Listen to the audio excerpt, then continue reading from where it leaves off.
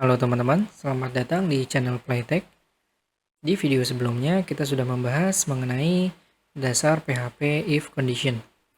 Di video kali ini kita akan membahas mengenai looping atau fungsi pengulangan.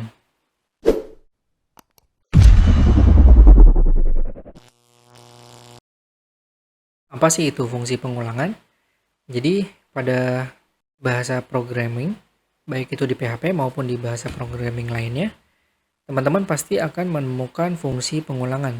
Jadi fungsi pengulangan ini digunakan untuk mengulang baris kode yang teman-teman inginkan sebanyak jumlah yang teman-teman inginkan. Kita masuk ke dalam pengulangan di PHP ya teman-teman. Di sini kita buat file di folder dasar PHP. Kita bikin nama filenya adalah pengulangan.php. Seperti biasa kita perlu untuk membuka file dengan notasi PHP dan penutupnya.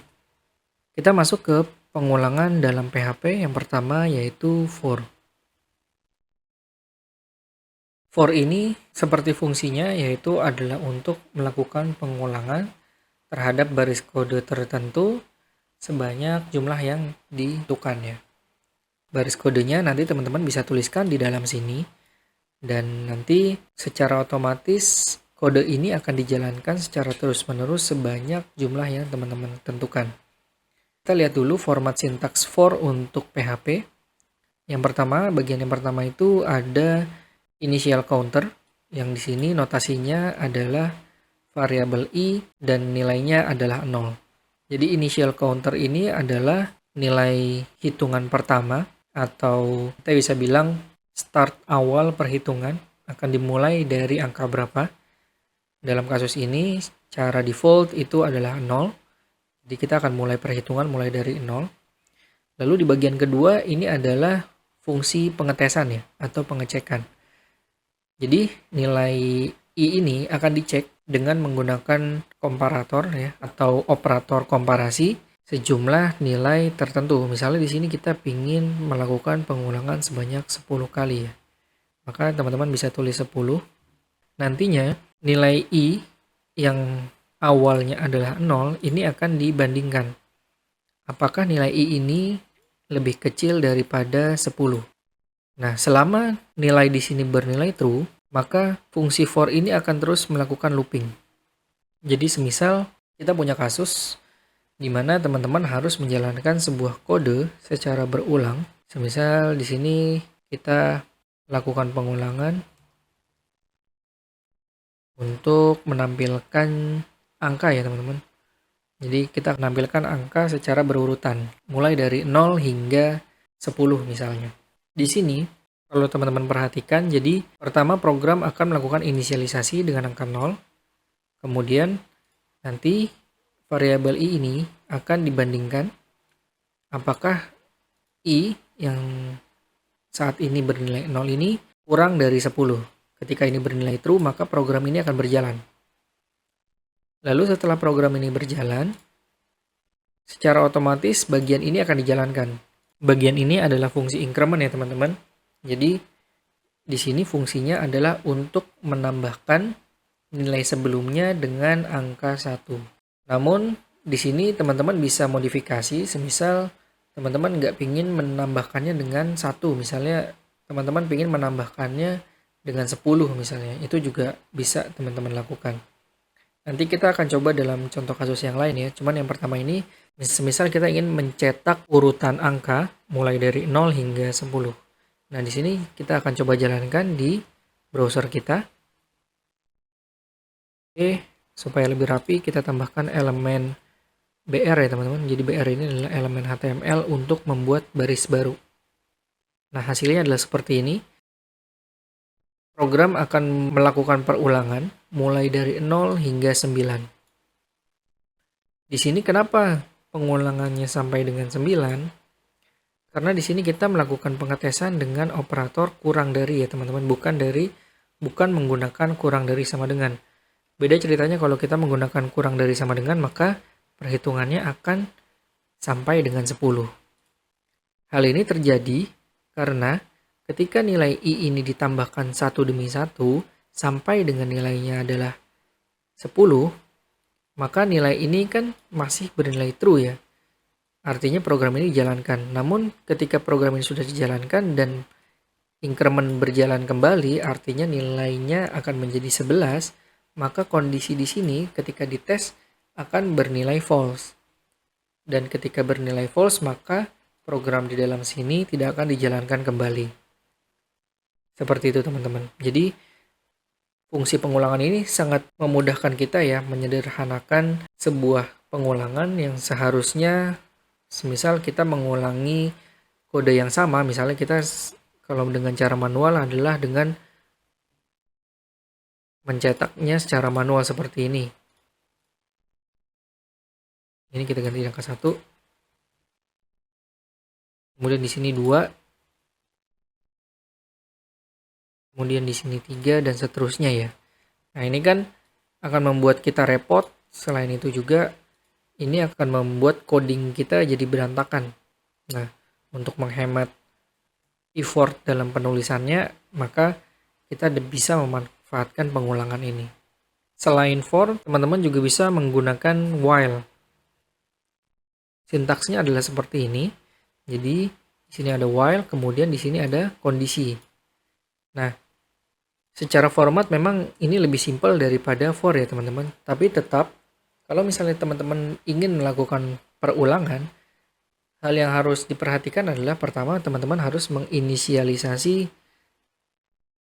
indeksnya atau menginisialisasi nilai awalnya. Dalam hal ini kita akan menggunakan contoh kasus yang sama ya. Di sini kita akan melakukan perulangan pada perhitungan ya. Di sini kita bisa berikan komentar terlebih dahulu. Jadi pertama-tama kita harus menginisialisasi nilai counternya mulai dari mana gitu ya.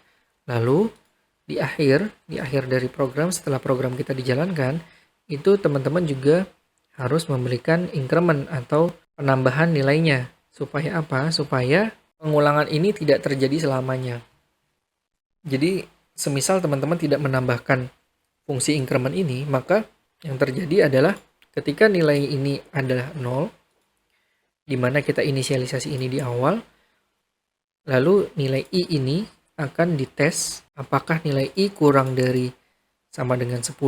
Kalau misalnya teman-teman tidak melakukan increment, maka nilai I ini ketika tadi awalnya 0 dan program sini sudah dijalankan, maka dia akan kembali lagi ke atas. Ketika kembali ke atas, nilai I ini masih kondisinya 0. Begitu. Maka nilai tes di sini ini akan terus bernilai true. Nah, hal ini akan menyebabkan aplikasi atau web kalian menjadi looping selamanya ya, sehingga pastinya akan menyebabkan error. Sini misalnya kita jalankan, maka hasilnya adalah sama ya teman-teman. Jadi dia akan mengulangi mulai dari 0, 1, 2 sampai dengan 10. Nah, teman-teman selain menggunakan increment, juga misalnya teman-teman ingin melakukan pengulangan dengan kelipatan 10 ya. Maka teman-teman bisa menambahkannya dengan seperti ini. I ditambah sama dengan 10. Hasilnya adalah seperti ini. Semisal teman-teman ingin mengulanginya sebanyak 100 sampai dengan 100 ya. Maka dia akan melakukan perulangan dengan kelipatan 10 sampai dengan nilai I ini adalah 100. Seperti ini. Semisal teman-teman ingin melakukan perulangan dengan menghitung mundur ya teman-teman. Jadi untuk menghitung mundur teman-teman tentunya start awalnya mulai dari angka yang terbesar dulu. Di sini kita mulai dari 100 dan di sini 0. Dan perlu diperhatikan juga bahwa operator komparasi di sini juga harus diganti. Karena 100 ini kan dia nilainya lebih besar daripada 0. Jadi selama nilainya itu lebih besar daripada 0, maka program di bawah dijalankan. Lalu di sini teman-teman tinggal melakukan pengurangan 10. Hasilnya adalah penghitungan mundur mulai dari 100, menghitung mundur per 10 sampai dengan nilainya 10. Kalau misalnya kita diberikan lebih dari sama dengan, maka nilainya akan sampai dengan 0. Seperti itu. Terus saya sampaikan juga bahwa kurang sama dengan 10 ini adalah kependekan dari ini ya teman-teman. I sama dengan I kurang 10. Ini hasilnya akan sama. Ya. Jadi nilai I ini didapat dari nilai I sebelumnya dikurang dengan 10. Jadi semisal di sini ada nilainya 100, di sini nilainya 100, maka nilai I-nya berikutnya adalah 100 dikurang 10. Jadi 90. Lalu ketika looping di sini akan bernilai 90. Lalu nanti di sini nilai I berikutnya adalah 90 dikurangi 10 menjadi 80. Begitu seterusnya. Lalu selain while, teman-teman juga bisa menggunakan do while. Sintaksnya adalah seperti ini. Bisa teman-teman lihat sebagaimana looping pada umumnya. Jadi di sini tentunya ada test condition ya. Jadi selama nilai test condition di sini adalah true, artinya kode yang ada di dalam sini ini akan dijalankan. Kita akan menggunakan kasus yang sama lagi. Jadi di sini kita punya variabel dengan nama I adalah 0, kita inisialisasi dengan nilai 0. Lalu kita akan melakukan percetakan nilai I ini dan nilai I akan kita tambahkan. Hasil dari increment nantinya akan dites. Nah, selama incrementnya masih di bawah 10, di bawah sama dengan 10, maka percetakan ini akan terus dilakukan. Kalau misalnya kita jalankan di dalam browser, hasilnya adalah seperti ini. Kalau dilihat sekilas, ini hasilnya adalah sama seperti yang lainnya ya teman-teman. Hanya bedanya di sini, kalau teman-teman perhatikan, kode program yang kita tulis itu ada di atas proses pengetesan ya teman-teman. Jadi kalau misalnya kita lihat sebelumnya, ini kan kode programnya itu ada di bawah proses pengetesannya. Ya, di sini di while juga sama. Proses kode program kita yang ingin kita ulang itu ada di bawah proses pengetesannya. Nah, di sini kode program kita itu ada di atas proses pengetesan. Hal ini menyebabkan kode program kita itu akan dijalankan terlebih dahulu, baru nanti nilai I ini akan dites. Semisal kita berikan contoh ya. Di sini kan ketika nilainya 0, dia akan menjalankan program ini. Lalu nilai 0 ini akan ditambahkan menjadi 1. Nah, ketika nilainya 1 apakah kurang dari sama dengan 10? Maka tentunya true. Maka kode di atas akan dijalankan. Maka sampai hasil akhirnya adalah seperti ini ya teman-teman.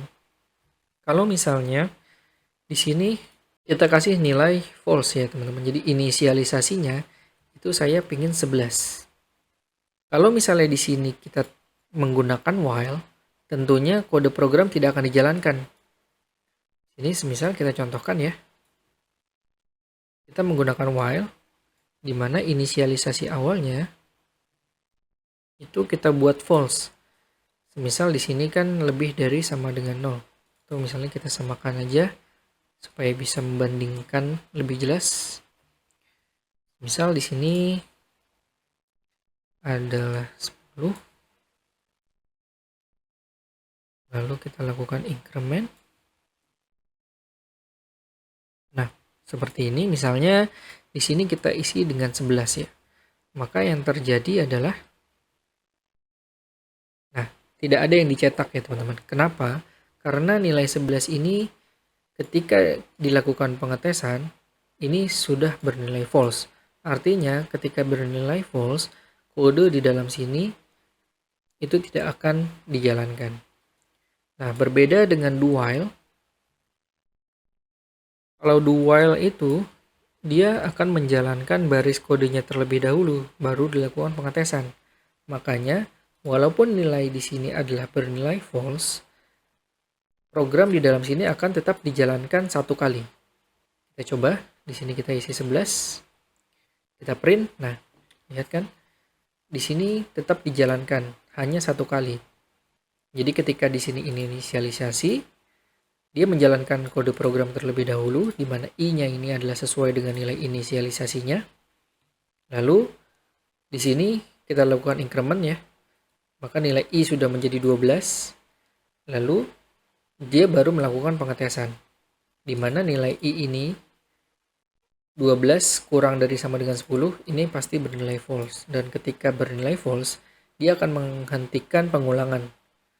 Artinya, ya yang kedua kali dan seterusnya itu tidak akan dijalankan lagi. Begitu. Lalu pengulangan berikutnya itu teman-teman bisa menggunakan for each.